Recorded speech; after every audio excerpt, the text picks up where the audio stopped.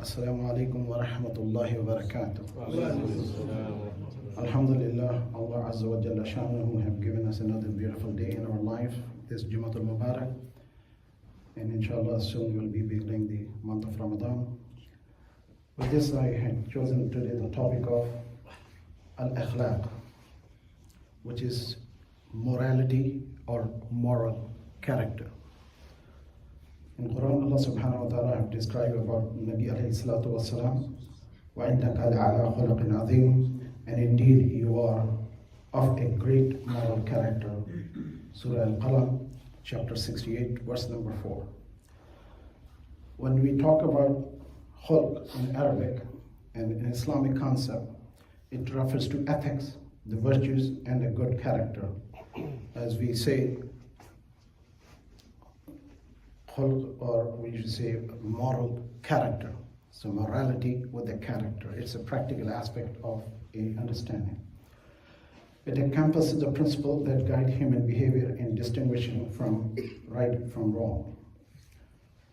In this matter, in particularly to Nabi alayhi salatu wasalam as the moral character for the humanity to follow and obey, Allah subhanahu wa ta'ala have described him in this verse.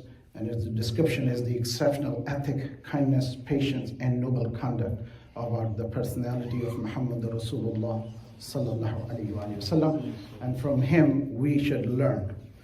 Usually morals are learned from somebody who is better than us. We don't learn moral from inferior or lesser than us. As a human, for us, as a non-Muslim or atheist, mostly with the Abrahamic religion, which is also Christianity and Judaism, morals are taken from divine revelation, which is Torah and Injil and the Quran that we have. So for us as a believer of a monotheistic faith of La ilaha illallah Muhammad Rasulullah, we draw character, moral, principle, ethics, conduct as a divine revelation for us to follow. A comparison to an atheist who is not believer, who does not believe there is any superior being or creation as a no-cause of the creation, for them, when you ask who created creation, they answer how creation happened. When you ask who, they said how. And this is the whole problem between an atheist and a Muslim and a believer. When you ask who created creation, they start explaining the Big Bang happened, then the Mars, star dust happened. That is how creation happened, not who created how. So they stop at this point. When you ask who, they do not know who. So they ultimately think if you ask them who is the ultimate, then they say nature is the ultimate creator. But who created nature? Nature itself does not control. The beautiful thing about a human honor by Allah subhanahu wa ta'ala, Allah created vast creation of multiverse and multiple universe, such a massive creation which we cannot comprehend. Yet when it comes to creating or making the house of Allah, Allah asked Ibrahim alayhi salam, Allah asked Muhammad Rasulullah. So when it comes to building his house, out of all he could have created Kaaba by himself, there's no need. But what Allah subhanahu wa ta'ala said, وَإِذِ ابْتَلَى إِبْرَاهِيمَ رَبُّهُ بِكَلِمَاتٍ فَأَتَمَّهُنَّ قَالَ إِنِّي جَاعِلُكَ لِلنَّاسِ إِمَامًا قَالَ وَمَنْ ذُرِّيَّتِي قَالَ لَا يَنَالُ أَحَدِ الظَّالِمِينَ وَإِذْ جَعَلْنَا الْبَيْتَ مَثَابَةً لِلنَّاسِ وَأَمْنًا وَاتَّخِذُوا مِن مَّقَامِ إِبْرَاهِيمَ مُصَلًّى وَعَهِدْنَا إِلَىٰ إِبْرَاهِيمَ وَإِسْمَاعِيلَ أَن طَهِّرَ بَيْتِيَ لِلطَّائِفِينَ وَالْعَاكِفِينَ وَرُكَّعِ السُّجُودِ. Allah subhanahu wa ta'ala is narrating the whole story about the creation. He made creation by kun fayakun, and then when it comes to making his house, he is having a whole chapter dedicated to the creation or building of the house of Allah subhanahu wa ta'ala. So this is the place which we believe the honor comes by Allah subhanahu wa ta'ala is divinely revealing. So when this world of so much confusion and chaos with the scientific discoveries are making people to think there is no cause. They are confused about it. The no cause is Allah subhanahu wa ta'ala. So Nabi sallallahu alayhi wa sallam says, Inna min أحبكم إلي وأقربكم من مجلس يوم القيامة أحسنكم أخلاقا. Indeed, the most beloved of you to me and the closest to me on the day of judgment are those with the best character. Rawah from Tirmizi, 2018 hadith. So importance of morality in Islam is today we are seeing this in this day and age where subjective ethics and moral relativism are spreading. We must hold firm to the divine guidance of Allah subhanahu wa ta'ala and His messenger Muhammad Rasulullah sallallahu alayhi wa sallam. Nabi alayhi salatu wa salam says, Rawah al-Bukhari fi Adab al-Mufrad, hadith number 273, إِنَّمَا بُعِثْتُ لِأُتِمَّ مَكَارِمَ الْأَخْلَاقِ. I have been sent only to perfect the good character. The good character is what distinguishes us from the other. And we see that morals and ethics which are taught, the morals is, there are general morals, no matter whether you're human or not. Killing an innocent person, women, children, is immoral thing to do. But we see what they did in Palestine. And we see the character of the people of Palestine when these captives, when they were released, how they appeared, and their own women who were dressed in such a way that they thought they would be raped and they were not touched. As the daughter of Hatim Tai, when she was brought to Rasulullah sallallahu alaihi wasallam and she was uncovered with her hair, Nabi sallallahu alaihi wasallam said, cover her, give her proper attire. And then he also had kindness to her to the point where she embraced Islam and she asked permission to bring her brother, the son of Hatim Tai, who had run away with the fear that Rasulullah will execute him or punish him. And when he was refusing to come, she said, come with me, he will forgive you, he has given you a general pardon. And when he arrived and he saw the character of Rasulullah sallallahu alaihi wasallam, and he embraced Islam and he became one of the very great men in the history of Islam. So what we see the character of Rasulullah 1400 years ago, which we see today when the Palestinians, when these prisoners were released, how they appeared, and when the Palestinian people were released, who were innocent, unjustly captured and imprisoned for thousands of people, and how they appear malnourished, inappropriately treated, and there were many reports of their being physically and otherwise abused. In Islamic morality and ethics, see, those are people who say they believe and they are doing it out of faith. They should not do it in the faith because their faith does not allow, which is the book was Alif Lam Mim, Allahu la ilaha illa huwa al-hayy al-qayyum, nazzala alayka al-kitaba bil-haqq musaddiqan lima bayna yadayhi wa anzala at-taurata wal-injila min qabl hudan lin-nas wa anzala al-furqan inna alladhina kafaru bi ayati Allahi lahum azabun shadid wallahu azizun dhu intiqam. إن الله لا يخفى عليه شيء في الأرض ولا في السماء هو الذي يصوركم في الأرحام كيف يشاء لا إله إلا هو العزيز الحكيم. Allah, when He reveals in the Quran, have mercy on the people. Nabi sallallahu alaihi wasallam said, "Arhamu man fil ard yarhamukum man fis sama." That religion of Allah subhanahu wa ta'ala will not guide the people before that you can kill every man, woman, children, and innocent people for the reason that you justify from your AI technology that there could be one person that need to be killed.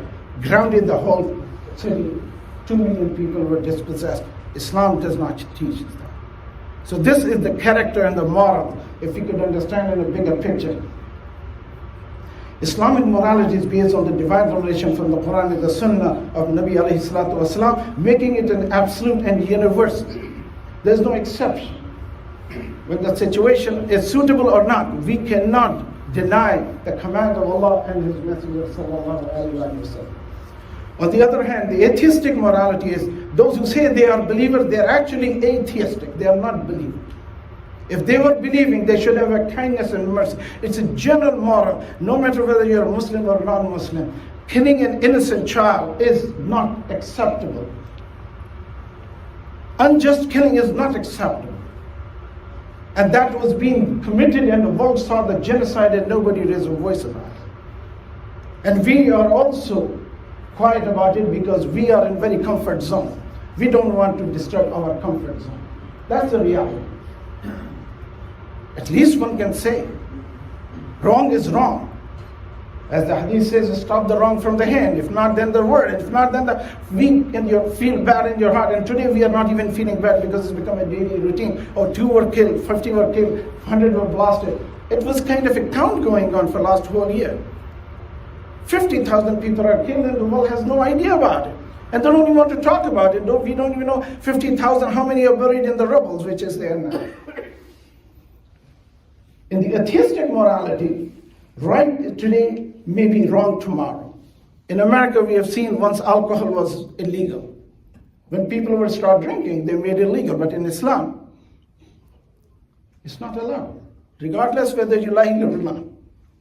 Whether people want to drink. People can drink it, they will be accountable for their doing.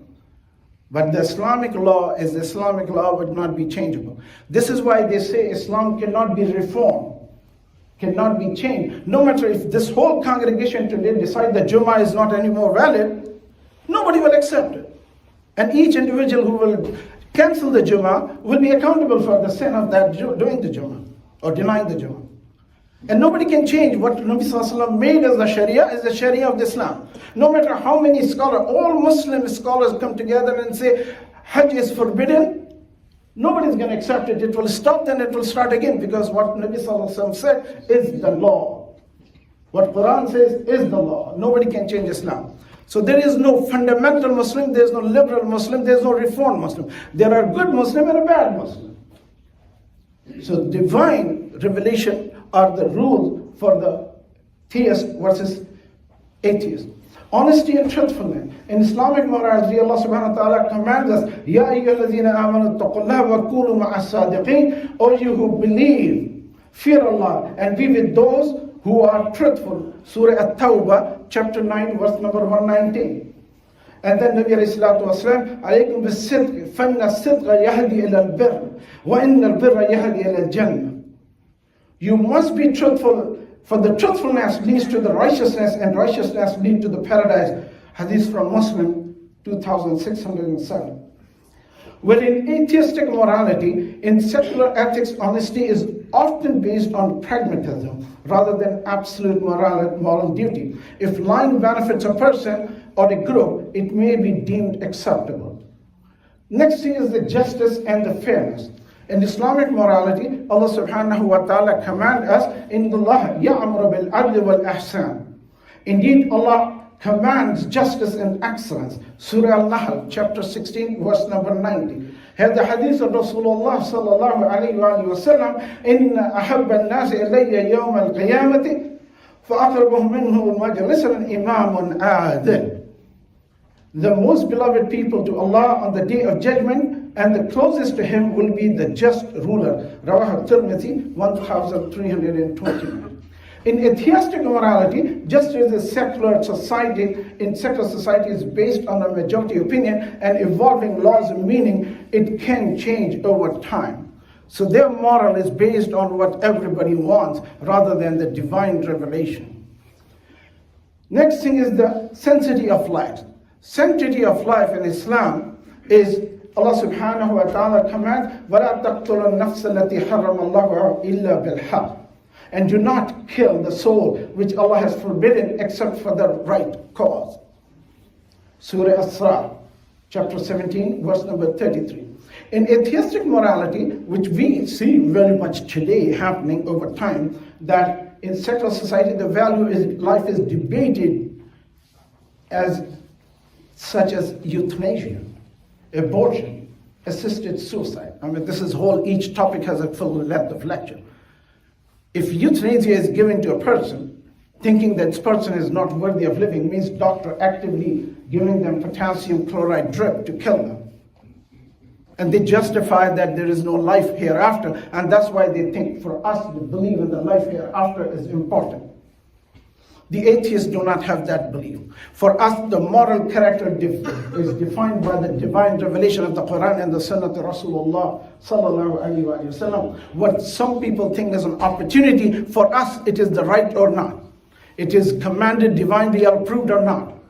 Doing cheating to somebody without letting them know, everybody thinks cheating and lying is wrong. But for us, it's a matter of a belief and divine command not to cheat and lie. So for us, this is a command that we cannot kill anybody just because they are not capable or invalid. Life is precious. And according to the unanimous, I think pretty much agreed with all the three Abrahamic faiths, with the Islam, Christianity, Judaism, life is connected as long as the heart is active. Then it comes to the debate whether should you remove the artificial support. We can discuss on that. But actively giving some medicine to kill them is not what Islamic principle is. If you have to save between mother and child at the birth, Sharia says save the mother. You do not cut root for saving the branch. She can have other children, but you cannot kill mother to let the child be living. When it comes to ethics and situation, we often get called from people that my father is so ill and this is such and such parent, family member who is on a ventilator, should you remove the ventilator? If there's no hope and just keeping them artificially alive, that has to be discussed in each situation, but this cannot be a general rule that let everybody who is not productive, who has dementia, who is old or handicapped or crippled, let them all be killed because they're not productive. This is what the AI and technology is going to generate today and tomorrow, that if you're not productive, you're not to be needed, you'll be eliminated. Everything which is being recognized as mixing of the genetics engineering and with the AI generation, they're going to be creating a human being with the biologically living, breathing being, looking like a human, but they're not really human. And that is going to be a future because they're atheists. For them, taking over the territory is more important and removing the enemy is more important than having the peace on the earth. From then, the justification is kill everybody and then we own it. There'll be nobody to compete. And this is what the dictators do, what the military does. Remove everybody who has difference of opinion. All these Muslims rulers are basically of that mindset. The people who are king in Muslim country, their own king. They think they are kingdom. They own the people, have no rights. They say whatever they want to say. And they play it in the religious guide.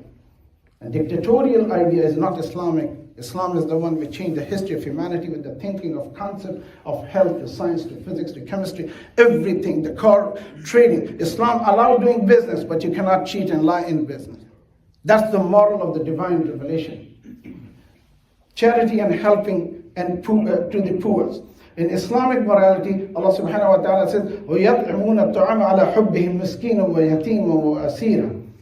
And they give food, despite love for it, to the needy, orphan, and the captive. Surah Al-Insan, chapter 76, verse number 8. Nabi alayhi salatu wasalam says, وَأَنَا وكافل اليتيم في الجنة هكذا وشارة بالسبابة والوسطى. He put these two fingers and he says in the day of judgment in the Qiyamah in the Jannah, a person who takes care of poor, hungry and orphan. Nabi Sallallahu Alaihi Wasallam, the greatest orphan born in the history of humanity is the Zat Muhammad Rasulullah.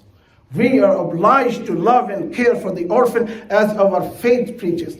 But for the atheistic concept, if you have helping others, is often based on the individual choice rather than a religious duty. For us, it's a religious duty to take care of all those poor, needy, and hungry. The amount of zakat which we pay, the concept is bring the poor from the lowest of the economic system to the highest where he could pay the taxes and pay the zakat, so he will not be dependent.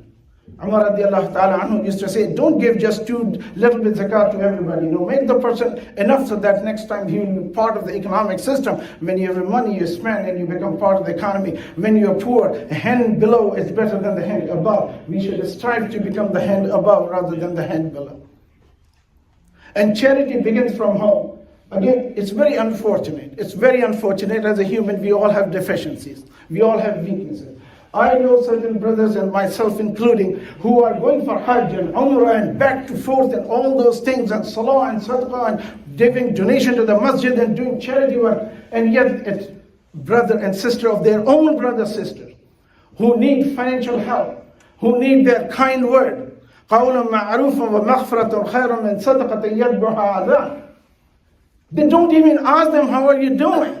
They don't even look at them, and here they are involved in the masjid activity and religious activity and making masajid and doing sadaqah, and people say, well, subhanallah, this brother is a big donator or donor of the masjid, yet the sister who is married to a poor husband of his brother-in-law, they don't even ask them how you're doing, what's going on in your home. We have to be more careful. Charity begins from home. We talk to everybody outside politely when it comes to talking to our own parents and our own brothers, sisters. Our own real brothers, sisters, our children and our spouses, we have a little chip on our shoulder. Somehow shaitan take over our mind and we start behaving like a dictator in the home. Nabi alayhi salatu wasalam was described as he was so soft to the family when he would come to home that the Ummahat al-Mu'minat used to be kind of affected by his personality, yet he will make them politely such that they will laugh and they will feel comfortable talking to him. But when it comes to the azan, he would become total stranger and leave for the masjid.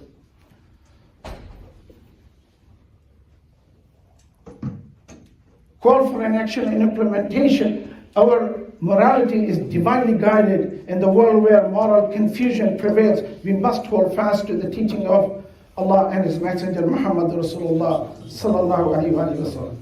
As it is being said, Surah Al-An'am, chapter 6, verse number 153, وَإِنَّ هَذَا صِرَاطِي مُسْتَقِيمًا فَاتَّبِعُوهُ.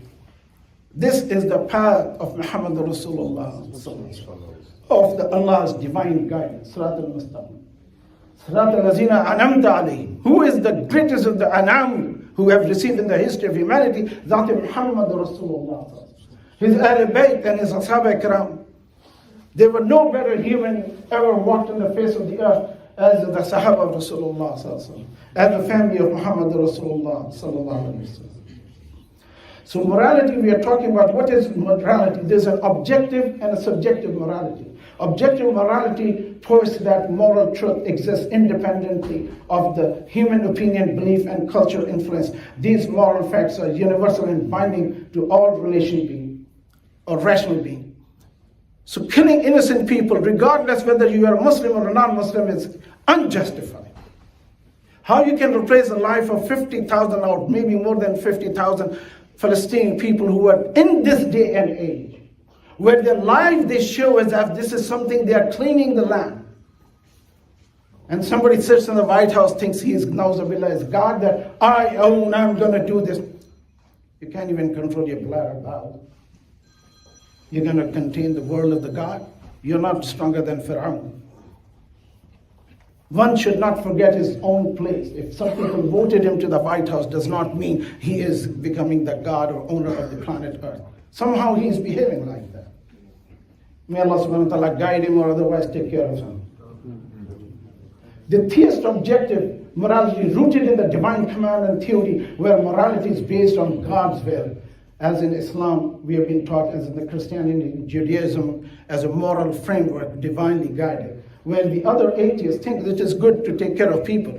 And we find many times believers are behaving as non-believers. The kindness is not there. The mercy is not there.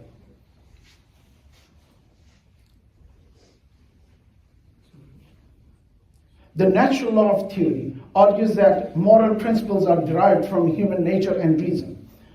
Kantian ethics suggests that moral duties exist based on the rationality and universal principle.